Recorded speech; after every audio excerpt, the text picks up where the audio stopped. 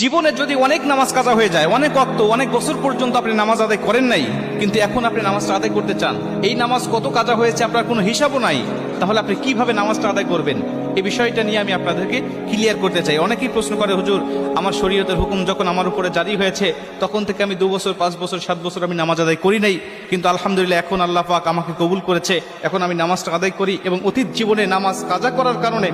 আমার ভিতরে অনুশোচনা আসছে, হুজুর নামাজগুলো আমি আদায় করতে চাই, কেমনে করে নামাজ আদায় করব? শুধু তওবা করলেই হয়ে যাবে নাকি আমাকে সেই নামাজগুলোকে হিসাব করে করে আমাকে পড়তে হবে? অনেকেই বলে, হুজুর হিসাব করা তো সম্ভব নয়, তাহলে কিভাবে নামাজটা আদায় করব?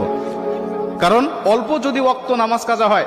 যেমন আজকে আপনি 2 ওয়াক্ত নামাজ কাজা করেছেন, আসর এবং মাগরিবের নামাজ আপনি আদায় করেন নাই, এশার নামাজের সময় আপনার স্মরণ হয়েছে বা আপনি অবসর হয়েছেন, ব্যস্ততা আপনার কমেছে, আপনি এখন কাজা নামাজটা আদায় করবেন, হিসাব করে আপনি এশার নামাজের আগে আসরের নামাজের 4 রাকাত আপনি কাজা নামাজ আদায় করলেন, মাগরিবের 3 রাকাত করলেন, তারপর এশার